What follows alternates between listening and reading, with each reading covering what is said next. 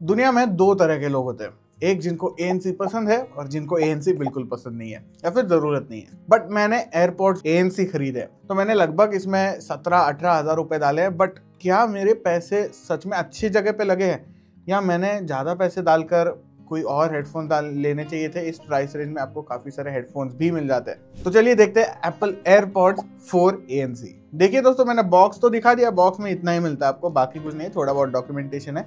But ये case जो है वो काफी जेनेरिक एप्पल केस है, मैं कहूंगा। हाँ, साइज में थोड़ा छोटा है। तो केस खोलते ही आपको यहाँ पर LED इंडिकेटर मिल जाएगा जो आपको बता देगा कि एयरपॉड्स पैड है नहीं है, ये सारी चीजें। उसके नीचे आपको एक टच पैड मिलेगा। टच पैड क्यों?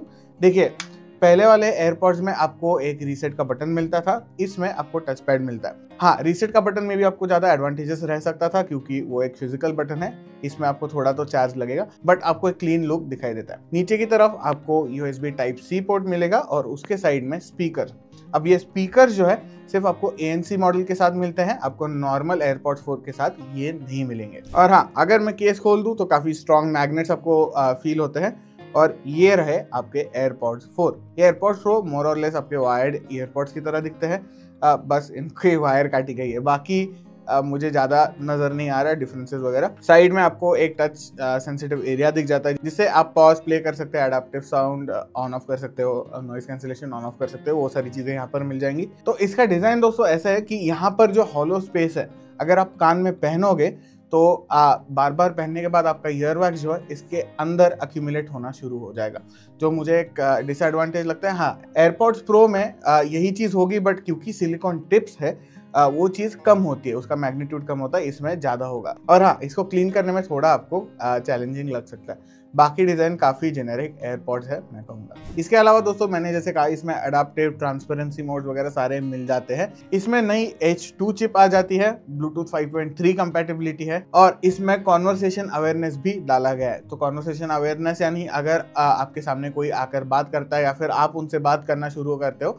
तो आपके नॉइस कैंसिलेशन एक तो कम होगा, और अगर आप कोई गाना वगैरह सुन रहे हो, वीडियो वगैरह सुन रहे हो, तो उसका वॉल्यूम कम होगा ताकि आप सामने वाले से ठीक से बात कर पाओ। इसमें आपको ईयर डिटेक्शन मिल जाता है, हेड मूवमेंट का डिटेक्शन मिल जाता है। तो ये सारी चीजें जो है, जो नई H2 चिप डाली गई है इसमें, इसके कारण है। पहले वाले चिप में अगर आप U1 चिप देखें तो इतना प्रिसाइसली नहीं होता था, इसमें ज्यादा प्रिसाइज हो पाता है और इसी H2 चिप के वजह से ट्रैकिंग करना आसान होता है, स्पेशली फाइंड माई पे। हाँ, अब पुराने वर्जन जैसे इसमें भी आपको वायरलेस चार्जिंग मिलता है, बट कॉस्ट कटिंग कहीं तो करनी थी, तो यहाँ पर आपको मैगसेफ नहीं मिलता। तो आपको थोड़ा बहुत खेलना पड़ता है कि ये चार्ज होगा नहीं होगा, इसमें थोड़ा खेलना पड़ेगा। बट वायरलेस चार्जिंग है, मैगसेफ नहीं है। मैगसेफ मुझे लगता है कि अच्छा एडिशन हो पाता। अब प्रोटेक्शन की बात करते हैं। इसमें आपको IP54 dust and water resistance मिल जाता है, जो कि मुझे लगता है कि थोड़ा और हो सकता था, बट अगेन प्राइस रेंज आपको कंसिडर करनी। हाँ, प्राइस 17,000 है, बट एप्पल है तो एप्पल के हिसाब से ये सस्ता है। अब बात करते हैं दोस्तों बैटरी की। तो ये एयरपॉड जो है आपको बैटरी के साथ लगभग 4 घंटे चलेंगे। अगर केस के साथ आप चलाते हो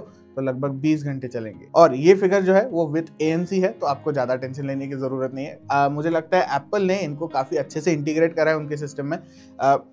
ये वाले स्पेसिफिकली नहीं, बट एयरपॉड्स इन जनरल काफ़ी अच्छे से उनको इंटीग्रेट करे गए। तो आपको अलग से ऐप डाउनलोड करना, ये सेटिंग्स में जाके बहुत छेड़खानियाँ करना, ये सारी चीज़ें करने की ज़रूरत नहीं है। हाँ, सेटिंग्स में जाना पड़ेगा, बट एक बारी में ही आपको सारे सेटिंग्स मिल जाएंगे। अब मेन मुद्दे की बात करते हैं, ऑडियो क्वालिटी कैसी। हाँ, अगर इसमें सिलिकॉन टिप्स होते तो नॉइज आइसोलेशन काफ़ी अच्छा होता।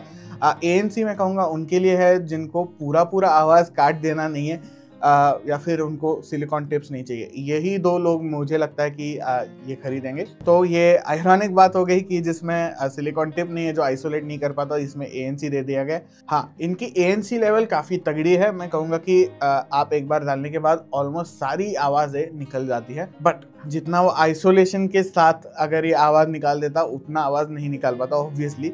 बट हाँ, अगर आप प्लेन में वगैरह ट्रैवल करना चाहते हो तो वो काम कर देगा। ओवरऑल इसकी साउंड क्वालिटी काफ़ी क्लियर है। इसके अलावा इसमें बेस भी आता है।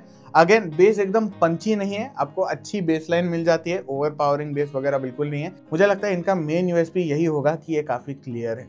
इसमें बेस लाइन आती है, क्लियर ऑडियो है, तो मुझे लगता है कि इसका साउंड प्रोफाइल जो है वो काफ़ी बैलेंस्ड है। हाँ, अब ANC लेवल की बात करें तो एप्पल ने कहीं पे भी मेंशन नहीं किया कि इसकी ANC लेवल क्या है। मुझे लगता है बिटवीन 32 to 50 के बीच में कहीं तो होगी। इसके इंटेंसिटी के ऊपर से बता रहा हूँ, बट कहीं पे भी ऑफिशियल फिगर नहीं मिलेगा।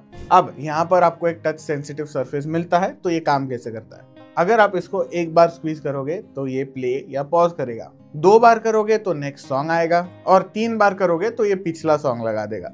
तो ये नॉर्मल है, काफी हेडफोन्स में यही सेटिंग आती है। अब दोस्तों इसकी साउंड क्वालिटी अगर देखें तो मैं कहूंगा कि क्लैरिटी इसका मेन यूएसपी है। आपको अच्छे ट्रेबल मिल जाएगा, मिड और बेस भी मिल जाएगा। हाँ, अगर आप एक्सपेक्ट करते हो कि इसका बेस एकदम पंची रहेगा तो आप गलत ठहराओगे, क्योंकि इसमें पंची बेस है नहीं। हाँ, अच्छी खासी बेस लाइन है, बट ओवर पावरिंग वगैरह ऐसी कोई चीज नहीं है। वोकल्स की बात करें तो एकदम क्रिस्टल क्लियर आपको वोकल सुनाई देते हैं, सारी आवाजें एकदम ठीक से आती है। हाँ, इसमें आपको स्पेशल ऑडियो भी मिलता है, तो आपको सिर्फ इसे ईयर में डालना है और आपको सिर्फ अपना सर जो है वो ऐसे ऐसे हिलाना है, ताकि आपको एक स्पेशल ऑडियो का एक्सपीरियंस मिले। स्पेशल ऑडियो काफी अच्छे से इन्होंने इंटीग्रेट करा हुआ है, और ये फीचर अगर एप्पल के बेसिक ईयरफोन्स के साथ मिलता है तो सोचिए कि प्रो कितने अच्छे हो सकते हैं। हाँ, उसकी प्राइस ज्यादा है, बट मुझे लगता है ये काफी अच्छी वैल्यू दे देता है। अब वैल्यू की ही बात कर रहे हैं दोस्तों, तो बेसिक ईयरफोन्स लोगे विदाउट ANC तो लगभग 13,000 इसकी Amazon पे प्राइस है।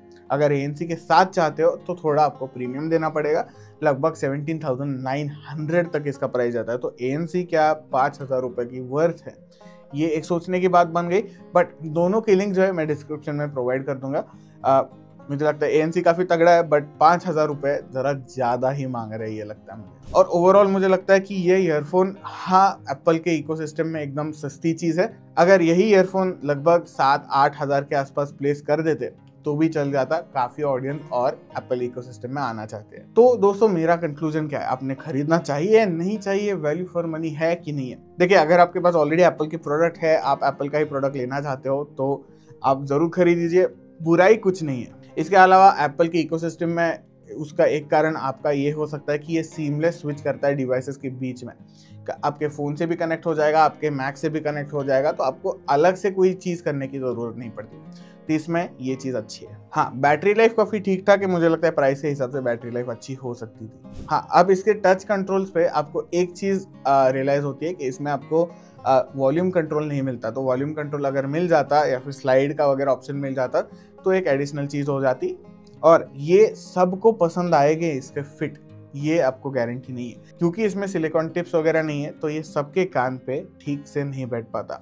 और हाँ, अगर आप जॉगिंग वगैरह जाते हो, एकदम से सडन मूवमेंट वगैरह करते हो, तो चांसेस है कि ये ईयरफोन्स बाहर गिरने वाले हैं, हो सकता है आप खो भी दो इसको। बट फाइंड माई है तो ज़्यादा टेंशन लेने की ज़रूरत नहीं है। तो यही था दोस्तों मेरा रिव्यू एप्पल एयरपॉड्स 4 का।